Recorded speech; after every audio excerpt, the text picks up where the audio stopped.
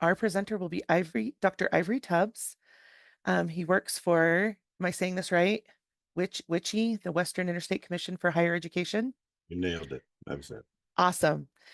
He is a dedicated clinical expert, psychotherapist, and licensed addiction counselor associate with a passion for improving the lives of individuals in rural communities affected by substance use disorders and opioid use disorders. Dr. Tubbs also has extensive experience in program development and evaluation. As a technical expert lead with WICHE, Dr. Tubbs provides technical support for the Health Resources and Services Administration's Rural Communities Opioid Response Program.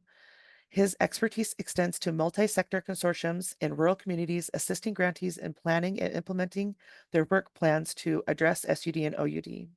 As an executive director of social services and a counseling program director, Dr. Tubbs demonstrated strong leadership skills by working to provide services for the unhoused population.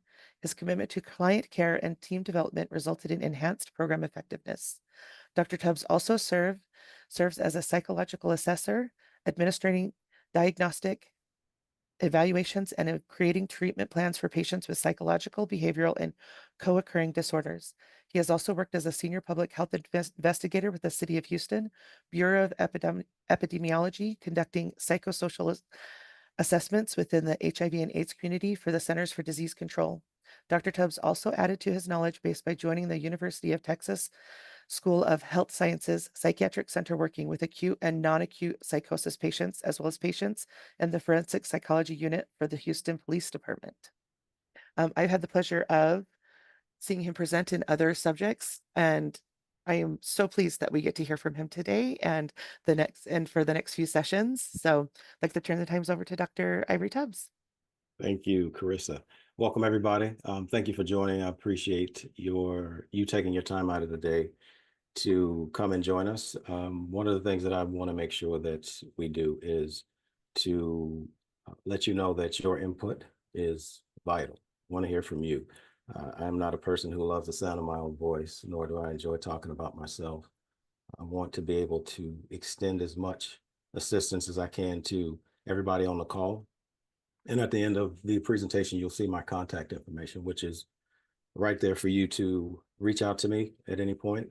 You have a question, maybe, something that you have been thinking about working on and haven't had any answers yet.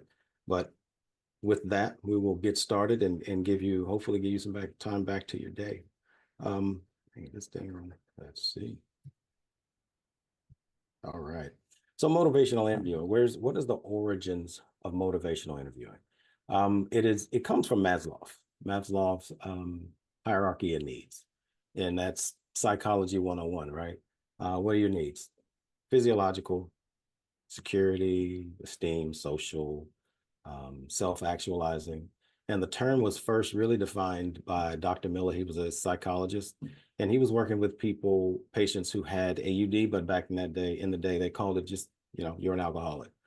We have since migrated away from such terms and such words because we know now words matter. What you label people matters. And to really just is to keep it as simple as we can keep it. Motivational interviewing it's about change talk.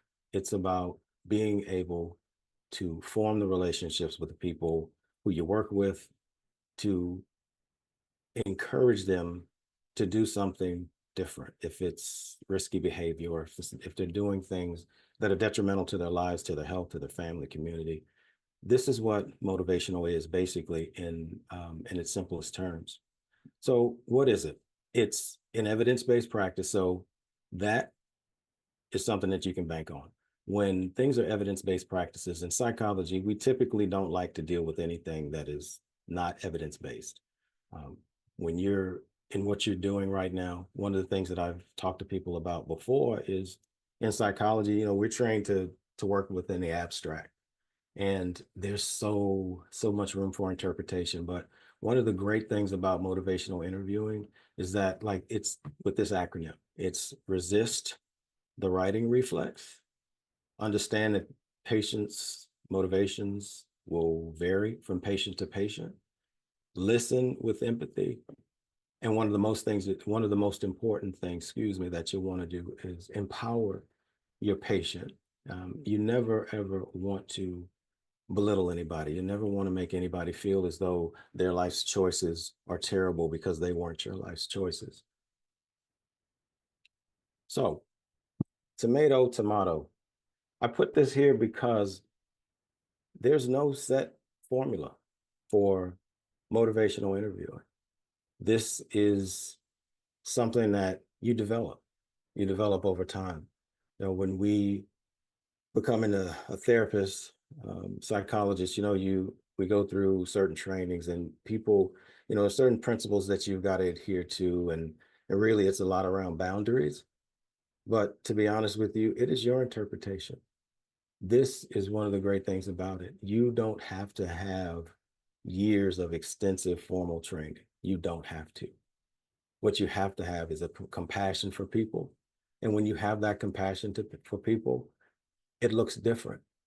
I remember when I was working for the University of Texas, um, one of the things that I saw early on is that there were a lot of people in the field who did not really have a passion or any compassion for some of our patients. So, I would make it a point to, have a conversation, short conversation with them, not anything long or drawn out, but it was amazing how often they would be drawn to me. And I remember I had this patient one time. I mean, he started ricocheting off the walls. He was upset and frustrated and just all over the place. And, because I had that relationship, because I didn't stick to a specific formula, I was able to go over to him just not in a clinician role, but just as in a human role. I just came up to him and I said, "Why are you doing all this yelling? Why are you doing all this screaming?" Well, I didn't get coffee and they took all the coffee away and I'm mad I didn't get coffee. And they said they're not bringing any more coffee out. So I'm like, okay, wait a minute, wait a minute. All of this is behind a cup of coffee. Yeah, I didn't get my coffee. Be right back. Let me go get you some coffee. And that settled the situation. Why am I telling you that? Because you'd have no idea how far off the rails that could have gone if I would have sat there and said, well, tell me how that makes you feel. I don't know about y'all, but I know what I would probably erupt at that point, even over something as small as the coffee. So again, this is one of the great things about motivational interviewing. You don't, there are principles, of course, with anything that is evidence-based. There's some principles that you've got to adhere to, but you can go from 1 to 30, or go 2 to 6. And you don't have to go 1, 2, 3. It does not matter. The overall focus is to be able to get your patient, get your client to understand that, look, we're on the same team. I want what you want. Matter of fact, I want what you want just as much as you want it, but I'm here to help you get it. So some of the key elements, open-ended questions. Um, how are you feel? How are you feeling? How are things going with you? This is how the communication between you and your patient, you and your clients builds. Just acknowledging people. You'd be amazed at how many people are moved by you just acknowledging them. Ask them. And then honestly listen. There's a difference between listening and hearing. Hearing is just merely the acknowledgement of sound. Listening is you are dissecting what they're saying and you're able and we all know this. So let me stop there and say this. We all know this. When you are listening intently, you can just about repeat back to somebody verbatim what they said. And this is a key element within motivational interviewing. Listen. Stop talking. Listen. Listen to what they're saying. And then you want to build the motivation. How do you build the motivation? Can't tell you. It depends on the client, depends on the patient. Everybody's motivations are different. And then the next thing is summarizing. Summarize what they're saying. Okay, so you're saying this. This is what I hear you saying. Is that correct? Because again, like I said earlier, there's no formula. But what we have to remember is that there's some people who this might be their first time in a facility, if you're not in a facility at your organization seeking some kind of services or something like that, because we know that there's still a huge stigma around seeking help for mental health, but there's also a huge stigma, even more so, around substance use disorder. So let's not make it any more difficult than it needs to be. Some of the advantages right there. It provides a really, really short, to the point, just a surface assessment. As a psychological assessor, I would have to go through pages, I mean, just pages of almost just invasive questions. If you are establishing a rapport with somebody, I don't know about y'all. I don't know about everybody else's time. I genuinely do not have time to go through something that invasive, excuse me. I was trying to get something done on my insurance the other day, and they started asking me questions, and I'm not an impatient person, but I was almost like, look, can you not look at what I already have?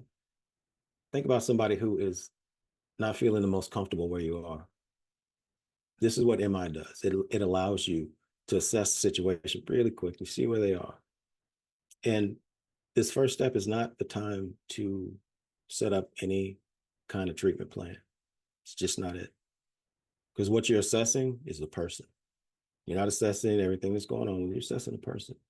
And then it accelerates the process of creating a rapport and developing your trust, the trust between you and the patient, you and the client. There are people that I worked with, highly degreed, train wreck, hot messes that I would not ever talk to. And I'm a clinician. How do you think some of your patients would feel? You got to establish that trust first. And when you establish that trust, know who to talk to, when to talk to, how to talk to people, things accelerate for the patient or for your clients. And it removes a lot of pressure associated with just traditional therapy. Like I said earlier, with the gentleman who was upset they didn't get coffee, I couldn't put on a psychologist hat. I mean, what I had to do is I had to shoot, throw that man a parachute, so he didn't go off the deep end and upset everybody else, and then potentially be medicated and subdued. And no, no, no, no, no, no, no, no. With having established that rapport with him, I was able to talk to him, get to the root of the problem. If you remember, what did I say? What is the problem? Why are you doing all this yelling and screaming? Why I didn't get coffee? Had I never spoke to him, or had I been dismissive to him, he wouldn't have talked to me. And that's what we have to remember. It removes a lot of the pressure, because even though we know the process, some of the patients, some of your clients, they don't necessarily always know it. So they're kind of looking to you. And this is when you have to work on developing that trust. Another great thing is this patient focus. This is not about us as clinicians or people in the field. This isn't about us. What success looks like for one patient, one client may not look like my success. Doesn't matter. It changes from time to time, from person to person. It's going to change what success looks like. And that's where motivational interviewing is so key, is that during the time of establishing your relationship, if you're listening, remember I said listening, and let me stop right there. I'm not trying to insult anybody's intelligence, excuse me. Um, I referred to listening before, but when we listen, you can identify all the barriers. You can identify the things that are keeping them from wanting to move forward. And one of the great things about it being client focused is there's no timeline. So if it takes a week, a month, 2 months, doesn't matter. This isn't about us. This is about them. And one of the things that I really want to make plain is that I I was in the field. I started in group homes. So I got real world experience before I got a degree. And when I really started going through my schooling and finishing my schooling, what have you, I knew what worked and what didn't work. We learn a lot of theory. Theory and application don't always mix. So this is one of the things that I like about MI is that, well, we can talk about a whole lot of theory, but you know what? Application is most important right now. It does not matter if I can't come up to you if you're in a crisis situation and And I'm saying, well, you know, well, Maslow's hierarchy, you're not trying to hear that. You have to address the person. And that's what's so great about MI is that it addresses the person. It is focused on them. Again, can't tell you what success looks like. Success is for you, excuse me, for you. And I have beat this drum for a few slides right now. Establish a rapport. Years ago, when I used to work for Walmart corporate, and I was an HR manager over, I don't know, whatever. One of the things that I would tell people, even as a recruiter, was this: every day is an interview. And why do I say that? Main reason why I'm here right now having this conversation with you. I presented at Utah State, met Carissa after my presentation. We talked for a little bit. Hadn't seen Carissa, hadn't heard from Carissa for shoot months, almost a year, wasn't it? About a year almost. So I go to another conference in Utah. Carissa sees me, she comes up to me. I saw her, gave her a hug. Later on, we talk, hey, look, we got this thing. Would you be interested? I'm telling you that because what you don't understand is that your patients, your clients, they're watching you. They're watching to see your interactions with other people. They're watching to see how you respond to people.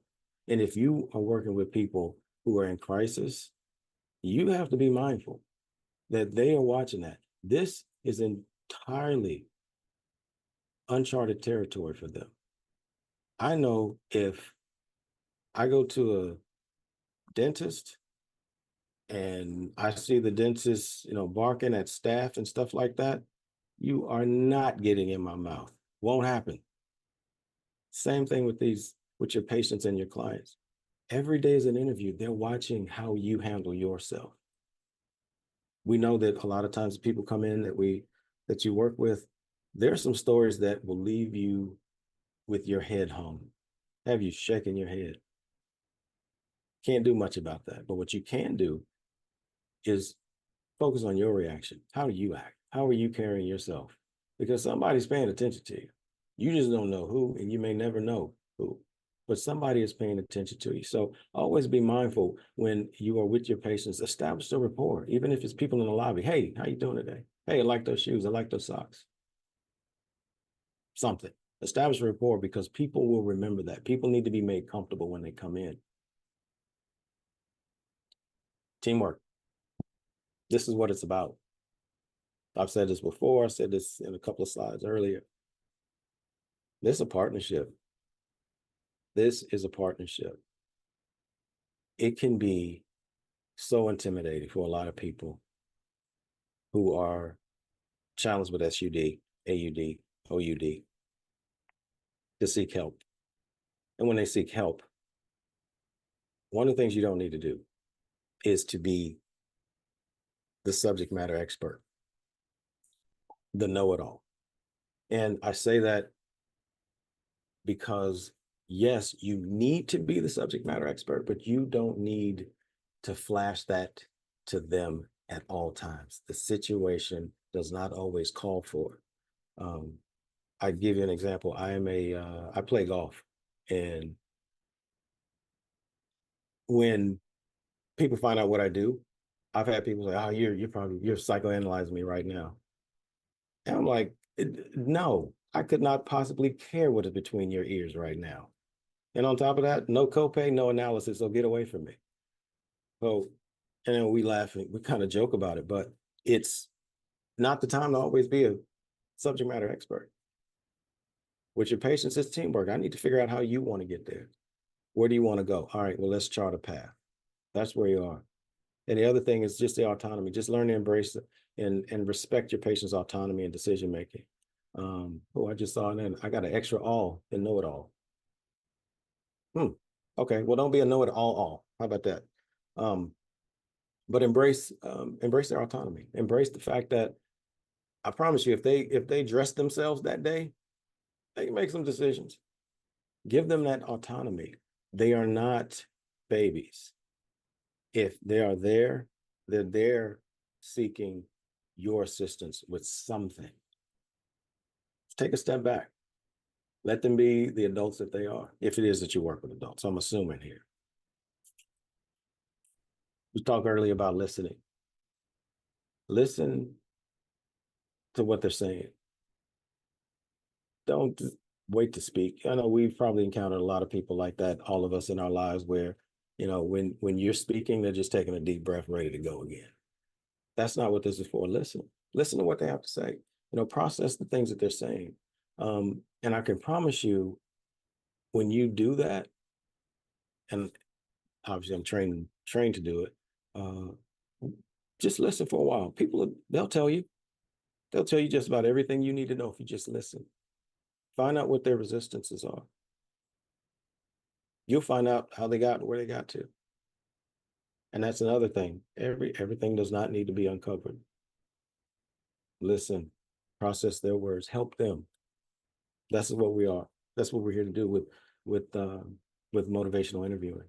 You're there, and you can be far more efficient when you do that. Get your cat. Now, I know you're probably wondering, like, what in the world does this mean? Get your cat.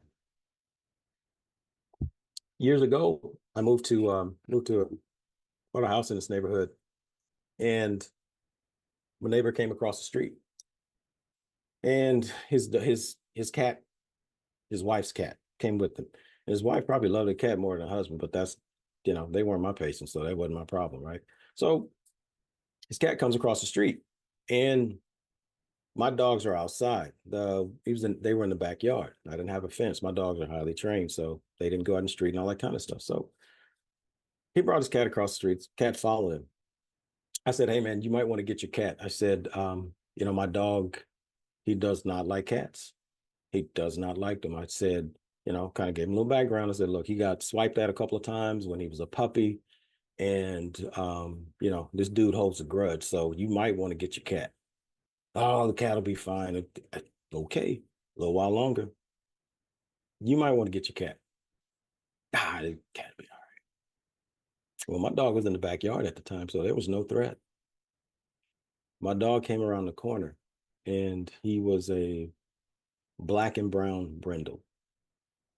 And most people look at him and, they'd be pretty intimidated. So my dog comes around the corner. My dog sees the cat. Cat sees my dog. My dog beelined for that cat. The cat and my neighbor both had that old sugar honey iced tea look on their face. And the cat was up the tree. The cat probably passed squirrels, and squirrels were like, what the hell is that? And I said, I told you, get your cat. He does not like them. Why am I telling you that? Did he listen to anything that I said? I gave you a fair warning. Get your cat. He didn't listen. He had to go get a ladder. He had to go coax the cat down out of the tree. And all of that could have been avoided if you would have paid attention to what I said. This is the same thing with your patients. Hit rewind. Elaborate. Ask them to elaborate. If you're unclear, affirm what they've said, reflect back on it. Again, summarize what they're saying. Like with the cat, we could have avoided all of that. I don't know how I could have been any clearer other than to say, get your cat out of my yard. I don't hate cats. So I'm like, hey, because I can tell you this, I wasn't about to climb up the tree to get the cat, but because that wasn't my problem at that point. I've given you all the tools you need to make an informed decision. This is what we have to do with our patients and our clients. When they're speaking to us, this is what we got to do. We got to talk to them. When they talk back to us, listen. That is the wrong time. If, I said to somebody, you know what, I think I'm gonna start working on eating a little bit less sugar, right? What if they just got ahead of themselves? Just really got a little bit overzealous. They came in and they threw out my unopened pack of Oreos and rinsed my tub of Tillamook ice cream down the sink, and I came home and found that, please don't let me find you because I have a list of alibis ready. I promise you. Do you see how if you're moving too fast in a situation, you can actually cause so much more resistance and actually undo whatever work you have done up to that point. So again, hit rewind, slow down, just slow down. Ask them if you're in the same spot for 2 weeks, 3 weeks with the patient or or your clients. So again, you remember I said earlier, there's no timeline, there's no deadline. The only deadline is when you stop breathing, and none of us knows when that will be. So slow down, take your time with your patients. They're worth it. And these, again, some ways to reflect. Everybody on the call, I'm sure you have seen some of this in some form or another. Well, it sounds like you're not ready to, or it sounds like you're feeling. One of the things that you can do that will greatly assist you in applying motivational interviewing techniques is to never assume. Like the third one, I like it. Sounds like you're feeling ABC. Don't ever do that. Don't ever come up to someone and tell them how they're feeling. You don't know. And I know I'll do this. I don't know. You may say I'm a jerk. I don't care. But if somebody's trying to finish my sentence, I will purposely change exactly what I was about to say just to stop you.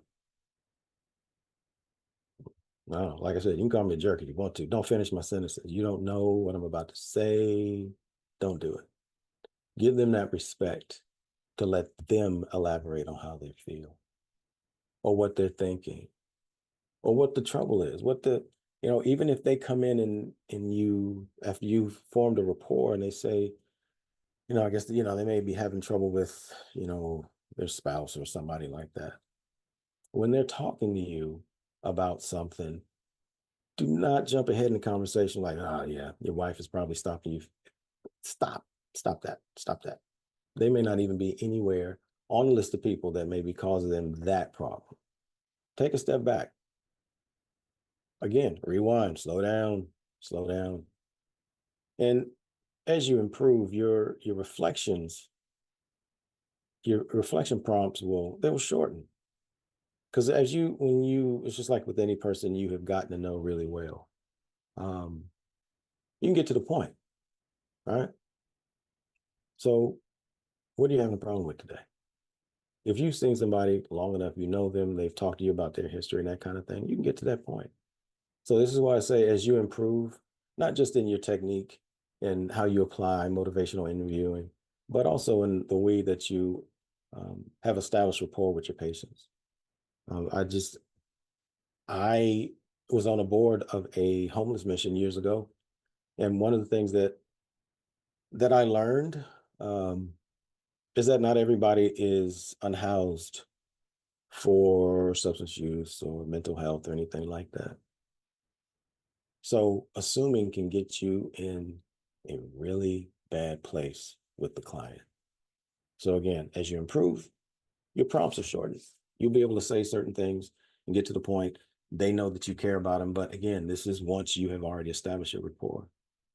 And we all got to be mindful. It is in its purest form, it's about being empathetic towards people, understanding people's circumstances, understanding that, um, this person may be dealing with something. And we all know that in the positions that we work in, if we are working in behavioral health or substance use, which is mainly what I work in right now, um, I have to be empathetic.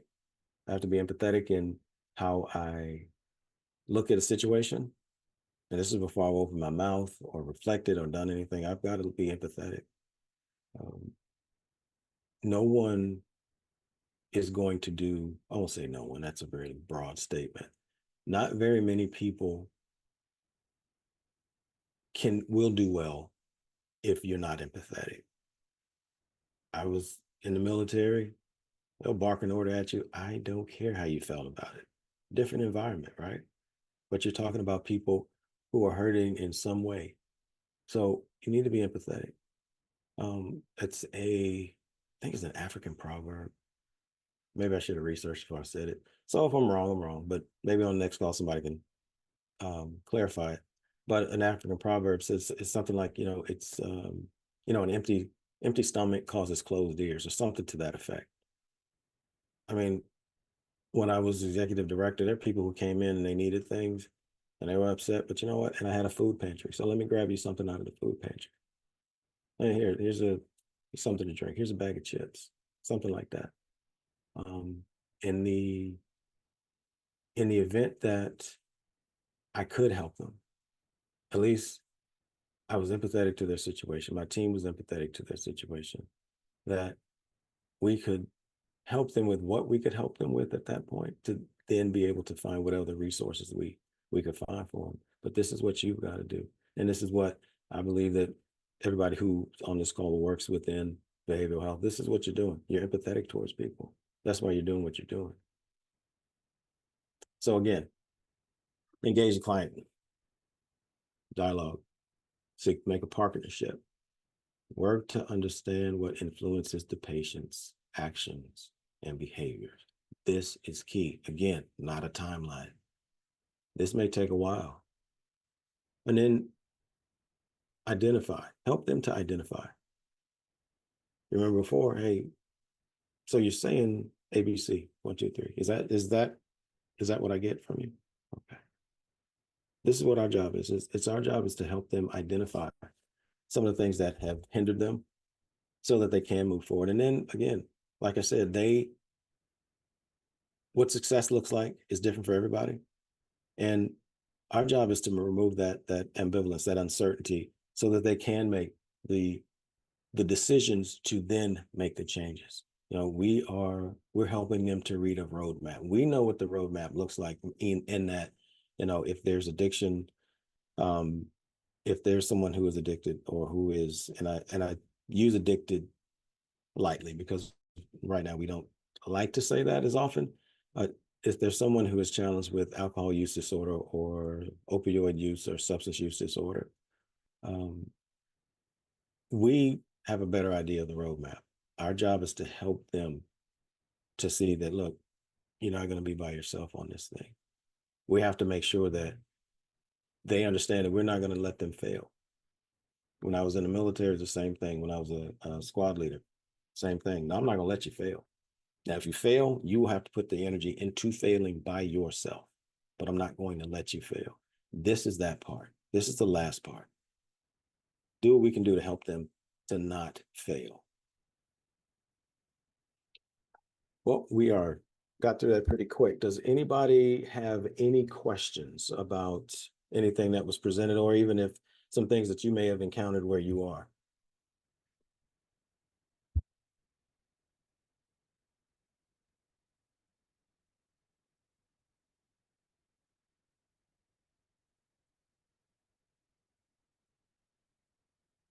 Can't hear you, Carissa. Sorry. There you go. I had the mute button pushed. Could you go over the reflective listening again? Like you gave some examples of not, but like how to, because that's one thing I struggle with is like with the reflective listening is making it very direct and about them, Mhm. and making sure that I'm not trying to add too much or include me and like accidentally into it, like just trying to make it really direct and about them. Absolutely. Um, when you start to use reflective listening, there's a lot of things that are on the table. You can, when they say, well, I thought about going into recovery. That reflective listening is, okay, well, you thought about it.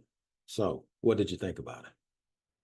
This is how we turn it around onto them to let them explain to us, this is what I was thinking about. When we reflect, we ask more questions because again, and don't get me wrong, this is not anything that is, super deep and super scientific, but we continue to ask questions because you ask questions based on the last thing that they said. And this is how you reflect back to them what you're hearing, whatever it may be. If it is, I kind of struggle with I went somewhere this weekend and, maybe I slipped and I had, you know, two more drinks than I planned on having or should have had. To reflect says, okay, so you said you had too many drinks. Is that, do you often hang out with these people or to go to these places? You're taking the information that they've given you and it's like a ball of Play-Doh. You're reshaping it and you're handing it back to them. So do you often go over there? So if you heard what I just said, and I know you did because you're not deaf, um, nothing I said sounded uh, judgmental, did it? It doesn't sound judgmental because I did. It's not judgmental. I'm asking you. So do you hang out there often? Oh, you do? Okay. All right. Well, so if you did some things that you didn't like doing, do you think are you going to go back? Or if you go back, do you think that you think that you can use some self control next time, or what are you thinking? Well, yeah, I mean, think well, it's my cousin or it's my family, and I kind of got to go. Okay. Well, yeah, you can't really shrug off family gatherings and things like that, but what do you think you can do while you go, if you do go? Nothing I said has deterred them from going whatsoever. I You can go all day if you want to go. But when we reflect back, we're repeating back to them in a way to make them think about what they said. Um, So would that be like the same for someone that's escalated or under some sort of influence, something like that? Would there be anything you would change to do that? Maybe not. I know this is supposed to be just more introduction and we're going to go Oh, into more technique later on, but I'm just curious a little bit more about the reflective. yeah, I mean, I've encountered patients who are who are under the influence, and when when they tell you, give you whatever information they can provide at that time, if they're under the influence, um, you typically, depending on the person's level of coherence, you reflect back at that level. So if I know somebody was three sheets to the wind and it didn't matter what I said, what I would do in those situations is, instead of reflect, because there's not a whole lot of conversation going in those situations, I would make sure that they were safe, make sure that they were in a good place, and we could begin doing whatever it is we need to do. But if someone was coming down and they could share back with me, um, then we could have conversations around that. If somebody's escalating, like I said, with the gentleman with the coffee, he's ricocheting off the wall. Hey, wait, talk to me real quick. Um, there there are ways that you can address someone who's escalating that may not be anything that's written. This is when, again, going back to earlier, there's no specific prescription for how you are to engage in motivational interviewing. If somebody's escalating, if you feel, and I do use feel with air quotes, if you feel as though you can go and have that conversation with someone and just, hey, wait a minute, okay, looks like this is about to go off the rails. What's going on? Talk to me. And then when they begin to talk, if they begin to talk, then you can reflect back the things that they're saying to you as to what caused them to escalate. But if someone is past that point, honestly, the best thing to do is make sure that you and staff and people around you are safe. Make sure that this person is safe so that they don't hurt themselves, because that's not always the time for reflection. Um, I've seen people who have escalated, and I mean, they were livid. And in that state, sometimes they will share with you what's going on. And honestly, there's sometimes that you can't do much about that. Say if I had somebody come in on a mental health warrant who to you and I may seem perfectly sane. Um, again, there's just levels of reflection. So, look, we got to take you back, or the team would have to take them back or what have you, and they would get upset. And that's when, I don't know why I'm here, and I didn't do, this, that, and the other, and I know they're just trying to do, my family's trying to do such and such. Okay. Well, the best way you can, best thing, one of the best things you can do in that situation is to just tell them, look, I get it. Um, but what we gotta do is we gotta get you back. We gotta, do a couple of things, and then let's talk about ways to rectify this. Because again, everything does not every escalation is not always going to, there's not always an immediate answer. It's just it. But when you can have those conversations with people and they are talking to you, then you're just simply reflecting back to them. So you're saying this. So you're saying, and I've had this on when I was on the unit, so you're saying that, your family did this.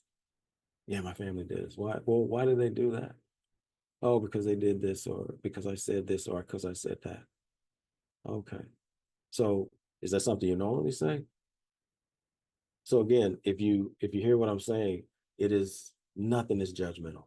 I'm trying to pull out of you the So most you're meeting them whatever their exactly. perception reality is for them at the moment, meet them there, and then see where we can go from there. I am, because a lot of people don't understand that perception is their reality. I mean, it truly is. Um, it's it's like um, it's like you only get one time to make a first impression, right? If somebody has a certain perception of you, that is their reality until you insert an alternate perception. And if someone feels as though they're being slighted or what have you, like you said, I got to meet you right there. My job is not to, well, let's reflect on why you feel how you. I can promise you, I can promise you will get some nonviolent people to become violent doing stuff like that. Don't ever do that, because again, I said it earlier. The goal is their success, not ours. Granted, at times the goal is our safety, but for the most part, this kind of goes how you want it to go. And I think it should be said that when you're when you're working with people and you experience resistance, that is not a wall to push through right then. Don't push through the wall right then. Listen again, listen to what they're saying. Listen to why they're saying that is a wall and why they are resistant. Talk to them about it and talk with them through it. When we're talking about substance use disorder, there are a lot of people who they know they need to be in recovery, but some of the horror stories that they've seen, and we know that media has, I mean, they can take something and twist it and to make it absolutely horrible. Um, but there are a lot of people who again trust them to give them autonomy. There's some smart people. I've met some brilliant people who have been using substances. I've met some brilliant people. Trust them to be able to make the right decision. But again, this is where, when we're having the conversations with them, we reflect back to them what they're sharing with us. And then again, help them to summarize and then to help them with the roadmap.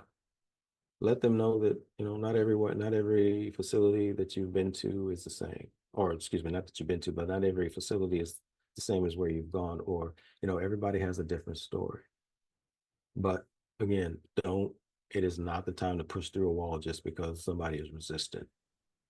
I think that's a lot of times we approach people with a goal in mind, but it's our goal of what we think needs to happen versus I really like this motivational learning. I'm really excited to like learn how to use it better because it does give them the autonomy and puts it more in their corner. And we're not going to get Absolutely. any change or anything without them buying into it. So, or letting us know what it truly is. Maybe we don't even know what the reality is. We just start using what our perception is. So I love that this starts that process of us being able to create a whole different connection and rapport with them, with Yeah, people. it does. I'll share this with you, and then we're almost at time. About 12 minutes left. I'll share this with you. Um, if you don't ask open-ended questions, if you're not concerned about the person, if you don't reflect back what they've shared with you, you can lose somebody. Um, and I had a patient years ago. He came into the hospital um, because he said he had suicidal ideation, and this didn't have anything to do with substance use. He came in and said he had suicidal ideation, and they admitted him. And I remember how again I just tried to treat people like humans, and I found out he came and talked to me later, and he said I didn't, I was not suicidal. He said I had an abscess. My tooth had abscess. I don't have medical care. Over the counter medications didn't do it. And I didn't know what else to do but to say that I was threatening self deletion. That was something that I've never forgotten. When we're engaging with our patients and you're talking about um, trying to implement motivational technique, or excuse me, motivational interviewing techniques, you don't, you're not going to know the whole story during the first conversation. But again, um, going back to rapport, what was that? Is it on now? Um, Going back to rapport, you have to, there it is. Going back to rapport, you have to establish that rapport so that they can be open and honest with you. Because when they're open and honest with you, when they trust you, then they'll start to tell you what the real issue is and where the real barriers are. That's our goal. We got to get to the root. And that's, for me as a psychologist, I'm a root person. It's like anybody who's ever done any gardening or tried to take care of their yard. You can cut the head off a weed, but until you get the root, it's coming back. So, um, are there any questions?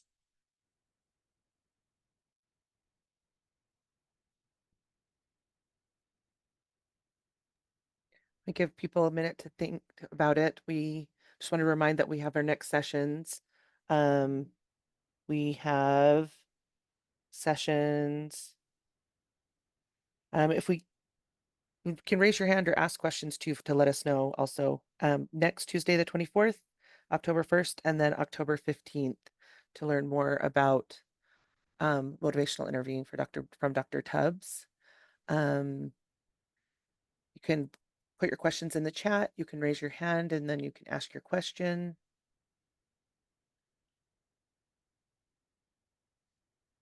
I see Amanda says, I don't want you to stop talking. This is amazing. Thank you. It is. It's a whole new way of thinking and interacting, and it's very exciting. It is. And the funny thing is, it doesn't just apply with your patients. You can do this at home.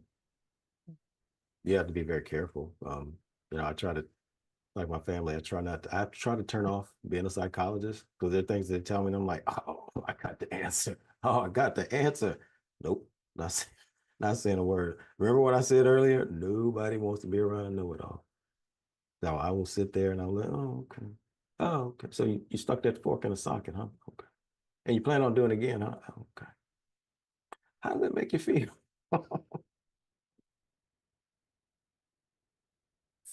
Also, another comment is this is an amazing lecture. I feel like just hearing from Dr. Tubbs helped me feel better.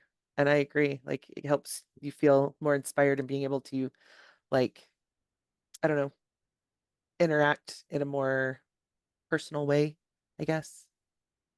But, well, thank you for that. And I'm glad that this helped you. And um, something that I'm always mindful of is, if you remember earlier, I said I started in working in group homes. So I was able to see what worked, what didn't work, because you read something in a book and it sounds, I mean, it's so eloquently written and you're like, nah, that'll float like a rock in the water. That doesn't work. So, my perspective is, um, I mean, they may call me an egghead because I gotta, have a doctorate, but, I came from having to figure it out. And that's one of the things that I want everybody on the call who works with patients and clients, um, read a book, get trained, but work on you. Work on how you present yourself to people. Work on your own style. I'm from Louisiana. Y'all, you probably hadn't heard it in my accent because I sometimes, I suppress it sometimes, but so, yeah, sometimes y'all, you hear me, I'll say y'all, I'll say ain't. I've written a dissertation, I've written papers and all the rest of that. So I understand grammatically. But you know what? Sometimes I can tell you like this, like if I go back home to Louisiana, they could not care less. How you feeling, baby? You all right? You hungry? You good? Okay, you good? All right, great. All right. So why you upset today? What's on your mind? None of that sounded clinical at all. Don't have to. You're not, you only need to be, you only need to be clinical when you're writing up your notes or if you're working on a treatment plan or something like that. But nobody, there's not always, again, a prescription for how you extract the oil out of the ground. Just get it. Just go get it how you can. Well, thank you very much. Looks like we're about out of time. I don't see any more questions, so I guess we can give you back your extra few minutes. This has been an awesome hour and looking forward to the next three. Is there anything, Franca or Dr. Tubbs, you wanted to add before we close? Just thank you for attending. Yeah, I don't have anything else to add. Thanks everybody for attending, and I guess we will see you next Tuesday. Yes, next Tuesday, the 24th, same time. Also, just before everybody hops off, if there's anything that you'd like to understand more about, please let us know. Put it in the chat, or I guess reach out to Carissa or Carissa or Franca, Franca. and we will make sure to incorporate that. Or even come with your questions next time too. So Until next either time. way. Well, thank you. Thank you, everybody.